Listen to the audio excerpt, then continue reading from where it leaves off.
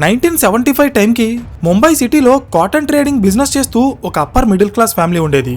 ఆ ఫ్యామిలీలో మగవాళ్ళంతా కూడా కాటన్ బిజినెస్ చేసేవారు. కానీ ఒక కుర్రాడు మాత్రం ఫ్యామిలీ బిజినెస్ లో జాయిన్ అవ్వకుండా పెద్ద క్రికెటర్ అయ్యి ఇండియన్ టీంలో చేరాలని కలలు కంటూ ఉండేవాడు. దానికోసం ఎంతో కష్టపడి ప్రాక్టీస్ చేస్తూ district level and state level matches ఆడుతూ మంచి పేరు తెచ్చుకున్నాడు. ఇండియన్ టీంలో చేరడానికి సచిన్ టెండూల్కర్ హెడ్ కోచ్ అయిన రమాకాంత్ అకేర్కర్ దగ్గరే తను కూడా ట్రైనింగ్ తీసుకున్నాడు. అయితే 1979లో ముంబైలో జరిగే కంగా క్రికెట్ లీగ్ లో ఆడుతున్నప్పుడు ఆ కుర్రాడి తలకి ఒక బలమైన గాయమైంది.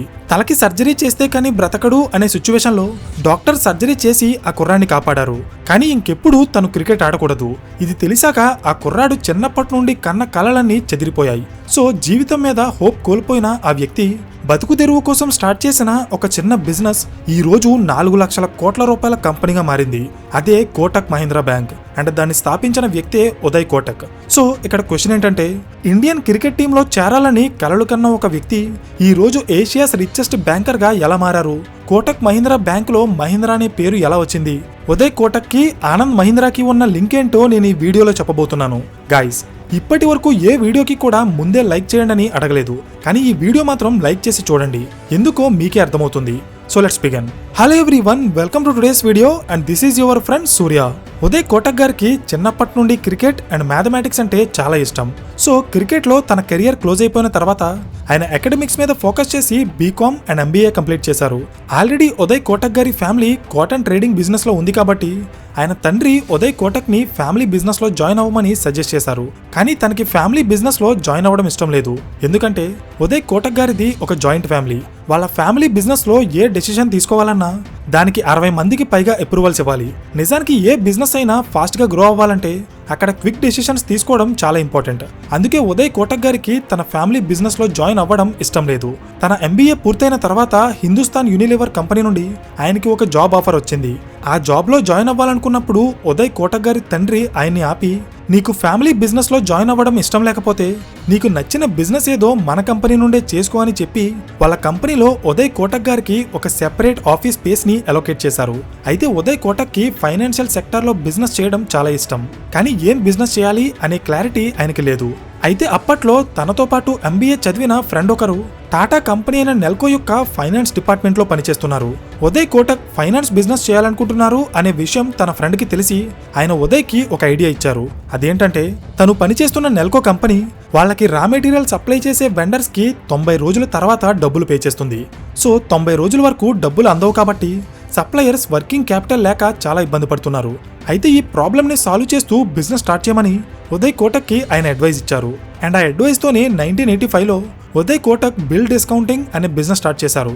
సో బిల్ డిస్కౌంటింగ్ అంటే ఏంటి అనుకుంటున్నారా? క్లియర్ గా చెప్తాను, ఫోకస్ చేసి వినండి. టాటా కంపెనీ అయిన నెల్కో అప్పట్లో రేడియోస్ అండ్ టీవీస్ లాంటి ఎలక్ట్రానిక్స్ ని తయారు చేసేది. వీటిని తయారు చేయడానికి కావాల్సిన రా మెటీరియల్ అండ్ కాంపోనెంట్స్ ని ఈ కంపెనీ కొంతమంది సప్లయర్స్ నుండి తెచ్చుకుని వాళ్ళకి 90 రోజుల తర్వాత పేమెంట్ చేసేది. దీన్నే క్రెడిట్ పీరియడ్ అంటారు. సో ఈ 90 రోజుల పాటు సప్లయర్స్ కి డబ్బులు రావు కాబట్టి ఈ టైంలో వాళ్ళ దగ్గర ఏమైనా బ్యాకప్ ఫండ్ ఉంటే దాన్ని యూజ్ చేసి బిజినెస్ ఆగకుండా కంటిన్యూ చేస్తారు. కానీ బ్యాకప్ ఫండ్ లేని సప్లయర్స్ కి అర్జెంటుగా డబ్బులు కావాలి, లేదా వాళ్ళ బిజినెస్ ఆగిపోతుంది. సో అలాంటి టైంలో బిల్ డిస్కౌంటింగ్ అనే టెక్నిక్ ని యూజ్ చేసి సప్లయర్స్ డబ్బుని జనరేట్ చేస్తారు. ఎలాగో ఒక ఎగ్జాంపుల్ తో చెప్తా చూడండి. సూర్య అనే సప్లయర్ నెల్కో కంపెనీకి రేడియోలో యూజ్ చేసే స్పీకర్స్ ని సప్లై చేశారు. ఆయన సప్లై చేసిన స్టాక్ యొక్క వాల్యూ ₹1,00,000. ఆ ₹1,00,000కి బిల్ తయారు చేసి పేమెంట్ కోసం నెల్కో కంపెనీకి పంపించారు. సో నెల్కో కంపెనీ సూర్యకి 90 రోజుల తర్వాత పేమెంట్ చేస్తుంది. కానీ తన దగ్గర బ్యాకప్ ఫండ్ లేకపోవడం వల్ల బిజినెస్ ని రన్ చేయడానికి వెంటనే డబ్బు కావాలి. ఇప్పుడు సూర్య ఈ బిల్ ని తీసుకుని బ్యాంక్ కి వెళ్తే బ్యాంక్ ఆ బిల్ ని 17% డిస్కౌంట్ కి తీసుకుని ₹1,00,000కి బదులుగా సూర్యకి ఇమీడియట్ గా 83,000 ఇస్తుంది. 90 రోజుల తర్వాత బ్యాంక్ మళ్ళీ నెల్కో కంపెనీ దగ్గరికి ఆ బిల్ ని తీసుకెళ్లి వాళ్ళ దగ్గర నుండి పూర్తిగా ₹1,00,000 తీసుకుంటుంది. ఇలా చేయడం వల్ల ఈ ట్రాన్సాక్షన్ లో బ్యాంక్ కి 17,000 లాభం వస్తుంది. దీన్నే బిల్ డిస్కౌంటింగ్ బిజినెస్ అంటారు. సింపుల్ గా చెప్పాలంటే సప్లయర్ కి అర్జెంట్ గా డబ్బులు కావాల్సినప్పుడు బ్యాంకు వాళ్ళ దగ్గర ఉన్న బిల్స్ ని కొంత డిస్కౌంట్ లో కొనుక్కుని తర్వాత బయ్యర్ నుండి ఫుల్ పేమెంట్ రికవర్ చేసుకుంటుంది. సో ఈ బిజినెస్ ఎలా చేస్తారో మీకు అర్థమైంది కదా. నెక్స్ట్, ఇది చూసిన ఉదయ్ కోటక్ ఒక బిజినెస్ మోడల్ ని డిజైన్ చేశారు. ఎలా అంటే, బిల్ డిస్కౌంటింగ్ ద్వారా బ్యాంకులు సప్లయర్స్ నుండి 17% ఛార్జ్ చేస్తే ఉదయ్ కోటక్ 16% మాత్రమే ఛార్జ్ చేస్తారు. దీనివల్ల సప్లయర్స్ లాభపడతారు. కానీ సప్లయర్స్కి డబ్బులు ఇవ్వాలంటే ముందు ఉదయ్ కోటక్ దగ్గర డబ్బులుండాలి. సో ఆ డబ్బు కోసం ఆయన తన ఫ్రెండ్స్ అండ్ ఫ్యామిలీ మెంబర్స్ దగ్గరికి వెళ్ళి వాళ్ళని ఏ బ్యాంకులో కూడా డబ్బులు డిపాజిట్ చేయొద్దని చెప్పారు. ఎందుకంటే బ్యాంకులో డబ్బులు డిపాజిట్ చేస్తే బ్యాంకు వాళ్ళకి 6% రిటర్న్స్ మాత్రమే ఇస్తుంది. అదే డబ్బుని వాళ్ళు ఉదయ్ కోటక్కి ఇస్తే ఆయన 12% రిటర్న్స్ ఇస్తానని ప్రామిస్ చేశారు. సో ఉదయ్ కోటక్ ప్లాన్ ఏంటంటే వాళ్ళ దగ్గర 12% ఇంట్రెస్ట్కి డబ్బులు తీసుకుని దాన్ని 16% ఇంట్రెస్ట్కి బిల్ డిస్కౌంటింగ్ బిజినెస్లో పెడతారు. అక్కడ వచ్చే 16%లో 12% తీసేస్తే ఆయనకి 4% ప్రాఫిట్ వస్తుంది. ఇదే ఉదయ్ కోటక్ గారి ఫస్ట్ బిజినెస్ మోడల్. సో తన ఐడియాని ఎక్స్ప్లెయిన్ చేసి ఫ్రెండ్స్ అండ్ ఫ్యామిలీ మెంబర్స్ నుండి ఉదయ్ కోటక్ దాదాపు 30 లక్షల ఫండ్ని కలెక్ట్ చేశారు. ఆ డబ్బుతో 1985లో ఆయన Kotak capital management finance limited అనే కంపెనీ స్టార్ట్ చేశారు. ఈ కంపెనీ నెల్కో సప్లయర్స్కి డబ్బులిచ్చి వాళ్ళ నుండి 16% ఇంట్రెస్ట్ చార్జ్ చేస్తూ బిల్ డిస్కౌంటింగ్ బిజినెస్ చేస్తుంది. అయితే బిజినెస్ స్టార్ట్ చేసిన కొన్ని రోజులకి ఒక కామన్ ఫ్రెండ్ ద్వారా ఉదయ్ కోటక్ ఆనంద్ మహీంద్రాని కలిశారు. ఆయనకి ఉదయ్ చేసే బిజినెస్ బాగా నచ్చింది. దీంతో 1986లో ఆనంద్ మహీంద్రా కూడా ఉదయ్ కోటక్ యొక్క బిజినెస్ లో కొంత డబ్బుని ఇన్వెస్ట్ చేశారు. దీంతో ఈ కంపెనీ పేరు కోటక్ క్యాపిటల్ మేనేజ్మెంట్ ఫైనాన్స్ నుండి కోటక్ మహీంద్రా ఫైనాన్స్ గా మారింది. సో బిల్ డిస్కౌంటింగ్ తర్వాత ఉదయ్ కోటక్ ఎంటర్ అయిన సెకండ్ బిజినెస్ ఆటో ఫైనాన్స్.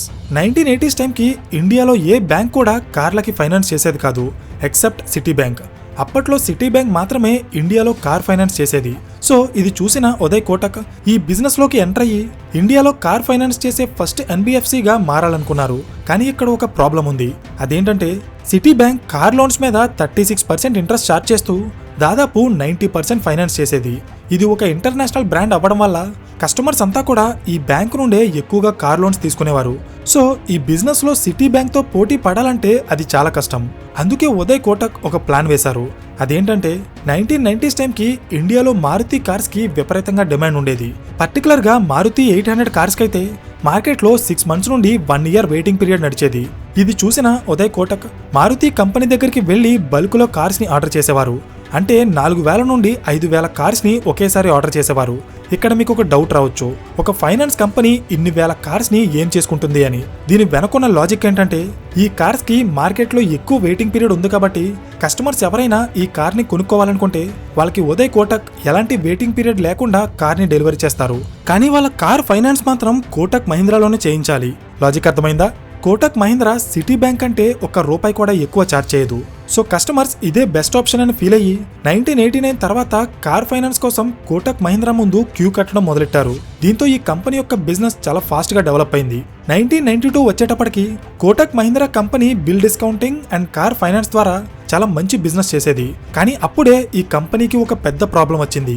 ఎలా అంటే 1992లో హర్షత్ మెహతా స్కామ్ బయటపడినప్పుడు ఆర్బీఐ ప్రైవేట్ ఫైనాన్స్ కంపెనీలని బిల్ డిస్కౌంటింగ్ బిజినెస్ చేయకుండా బ్యాన్ చేసింది. అప్పటికే కోటక్ మహీంద్రా కంపెనీ యొక్క టోటల్ బిజినెస్ లో 85% బిజినెస్ బిల్ డిస్కౌంటింగ్ నుండే వచ్చేది. కానీ సడన్ గా ఆర్బీఐ దీన్ని బ్యాన్ చేయడంతో ఉదయ్ కోటక్ గారు ఏం చేయాలో అర్థం కాని సిచ్యువేషన్ కి వచ్చేశారు. కానీ ఎక్కడా నిరాశ పడకుండా ఈ కంపెనీ యొక్క బిజినెస్ ని కొత్త ఫైనాన్షియల్ సెగ్మెంట్స్ కి ఎక్స్పాండ్ చేయాలనుకున్నారు. కానీ బిజినెస్ ఎక్స్పాండ్ చేయాలంటే దానికి చాలా డబ్బు కావాలి. సో ఆ డబ్బు కోసం 1992లో కోటక్ మహీంద్రా కంపెనీని ఇండియన్ స్టాక్ మార్కెట్లో ఐపీఓగా లిస్ట్ చేసి దాదాపు 14 కోట్ల ఫండ్ ని రైజ్ చేశారు. ఆ డబ్బుతో Uday Kotak Kotak securities and Kotak Mahindra capital అనే పేరుతో 2 సబ్సిడరీ కంపెనీని స్టార్ట్ చేసి stock broking and investment banking business లోకి ఎంటర్ అయ్యారు. అయితే స్టాక్ బ్రోకింగ్ అంటే చాలా మందికి తెలిసే ఉంటుంది. స్టాక్ మార్కెట్ లో షేర్స్ ని కొని అమ్మడానికి ఈ స్టాక్ బ్రోకర్స్ ఇన్వెస్టర్స్ కి అలాగే కంపెనీస్ కి మధ్య మీడియేటర్స్ గా పనిచేస్తారు. Like up stocks, Zerodha, grow etcetera. కానీ ఇన్వెస్ట్మెంట్ బ్యాంకింగ్ గురించి పెద్దగా ఎవరికీ తెలీదు. అవునా? వీళ్ళు ఏం చేస్తారంటే పెద్ద పెద్ద కంపెనీస్ కి భారీ మొత్తంలో డబ్బులు కావాల్సినప్పుడు ఇన్వెస్టర్స్ నుండి ఆ డబ్బులని కలెక్ట్ చేసి ఈ కంపెనీస్ కి సప్లై చేస్తారు. వీళ్ళని ఇన్వెస్ట్మెంట్ బ్యాంకర్స్ అంటారు. Like JP Morgan, Goldman socks etcetera.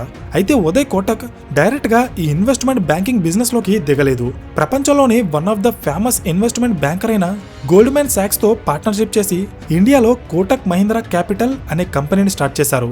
Next 1995 టైంకి ఇండియాలో కార్ ఫైనాన్స్ బిజినెస్ లో ప్రాఫిటబిలిటీ తగ్గిపోయింది.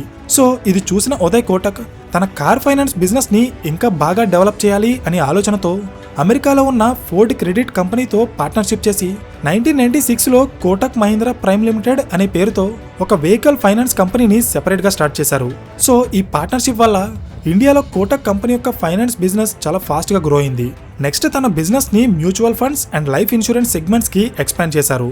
అయితే కోటక్ కంపెనీ యొక్క బిజినెస్ బాగా స్పీడప్ అయింది అనుకునే టైంకి మళ్ళీ ఈ కంపెనీ ఒక పెద్ద ప్రాబ్లంలో ఇరుక్కుంది. ఎలా అంటే 1998 టైంకి ఏషియన్ కంట్రీస్లో ఒక పెద్ద ఫైనాన్షియల్ క్రైసిస్ వచ్చింది. దీనివల్ల ఇండియాలో ఫైనాన్స్ బిజినెస్ చేస్తున్న కొన్ని వేల కంపెనీలు మూతపడ్డాయి. అప్పట్లో దీని ఎఫెక్ట్ కోటక్ మహీంద్రా కంపెనీ మీద కూడా పడింది. అప్పుడే ఉదయ్ కోటక్ గారు దాదాపు 800 కోట్ల రూపాయల విలువైన ఆస్తులని అమ్మేసి కంపెనీకి ఉన్న అప్పులని క్లియర్ చేశారు. దీనివల్ల క్రైసిస్ టైంలో తన కంపెనీ మూతపడకుండా ఆయన కాపాడుకోగలిగారు. సో ఇక్కడ పాయింట్ ఏంటంటే మార్కెట్ బాగున్నప్పుడు బిజినెస్ ని ఫాస్ట్ గా గ్రో చేసే వాళ్ళు చాలా మంది ఉంటారు. కానీ ఫైనాన్షియల్ క్రైసిస్ వచ్చినప్పుడు బిజినెస్ మూతపడకుండా కాపాడుకోవడంలోనే ఒక రియల్ బిజినెస్ మ్యాన్ యొక్క స్కిల్ బయటపడుతుంది. సో 1998లో వచ్చిన ఫైనాన్షియల్ క్రైసిస్ తర్వాత ఉదయ్ కోటక్ గారు ఇంకా ఫైనాన్స్ బిజినెస్ కాకుండా ఈసారి డైరెక్ట్ గా బ్యాంకింగ్ సర్వీసెస్ లోకి ఎంటర్ అవ్వాలని ఫిక్స్ అయ్యారు. ఇందులో భాగంగానే 2003లో ఆయన బ్యాంకింగ్ లైసెన్స్ కోసం ఆర్బీఐకి అప్లై చేశారు. ఆర్బీఐ వీళ్ళకి లైసెన్స్ ఇవ్వడంతో అప్పటి వరకు కోటక్ మహీంద్రా ఫైనాన్స్ గా ఉన్న ఈ కంపెనీ 2003 నుండి కోటక్ మహీంద్రా బ్యాంక్ గా మారింది.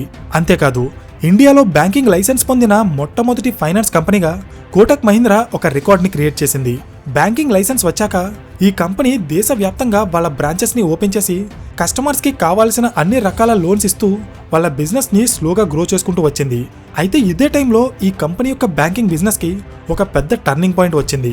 2014లో నెదర్లాండ్స్కి చెందిన ING group Indian retail banking నుండి ఎగ్జిట్ అవ్వబోతున్నట్టు అనౌన్స్ చేసింది. ఈ కంపెనీ ఇండియాలో ఐఎన్జీ వైశ్య అనే పేరు మీద బ్యాంక్స్ ని రన్ చేస్తుంది. వీళ్ళకి దేశవ్యాప్తంగా 500కి పైగా బ్రాంచెస్ ఉన్నాయి.